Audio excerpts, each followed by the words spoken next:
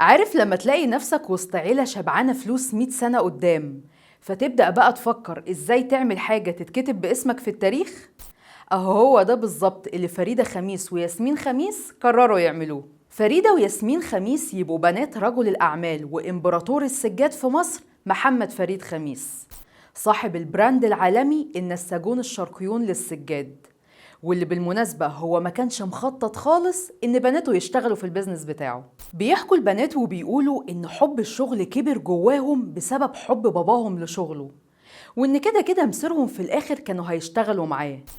لكن الغريب إن هم من سن صغير جدا كانوا مهتمين بالشغل، لدرجة إن هم كانوا بيغيبوا من المدرسة علشان يسافروا مع باباهم معارض السجاد اللي بتتعمل برا مصر.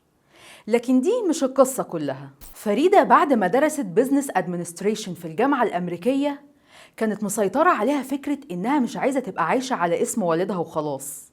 علشان كده أول لما اتخرجت قررت تسافر تتدرب في سيتي بانك في نيويورك، وبعدها في المجموعة المالية إرمس. المهم إنها لما حست إنها اتودكت كده وبقى عندها خبرة، قررت تروح تشتغل مع باباها بس بطريقتها.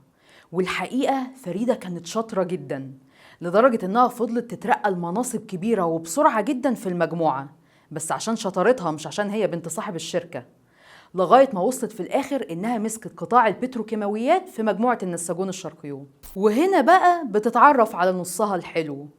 للي ما يعرفش، ففريدة تبقى مرات باسل الباز ابن الدكتور الراحل أسامة الباز. اتعرفوا بالصدفة لما باسل راح يشارك باباها في مشروع للبتروكيماويات، ومن هنا بدأت قصة حبهم على طول واتجوزوا.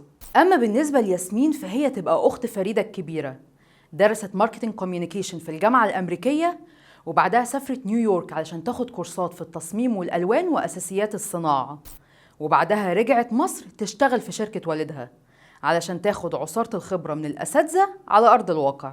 بتقول ياسمين إنها كانت متحمسة وحابة الشغل لدرجة إنها أول لما رجعت مصر بدأت على طول تفكر إزاي تطور من المنتجات وطرق التسويق.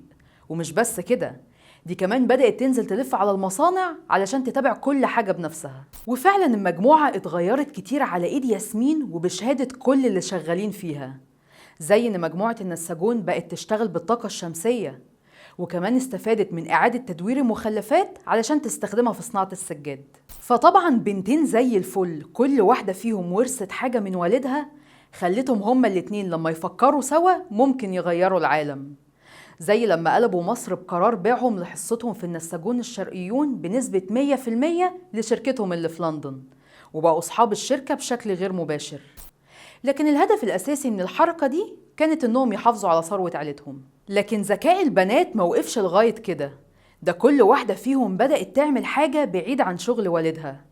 فنلاقي فريدة مثلا تبقى رئيسة مجلس أمناء الجامعة البريطانية في مصر، وعضو مجلس إدارة في شركة رميدة للأدوية، والشريك المؤسس لمؤسسة خير الزاد الخيرية. أما بالنسبة لياسمين فهي تبقى عضو مؤسس في تحالف قادة الأعمال الأفارقة، وكمان كسبت جائزة تابلويد كأفضل امرأة رائدة في صناعة النسيج. ياسمين وفريدة خميس يبقوا من أهم سيدات الأعمال في الوطن العربي كله. هو طبعا محدش يقدر ينكر إن والدهم هو اللي بنى الإمبراطورية الكبيرة دي كلها، لكن ذكائهم وإصرارهم إنهم يثبتوا نفسهم بنفسهم خلى العالم كله يقف احتراما لطريقة تفكيرهم.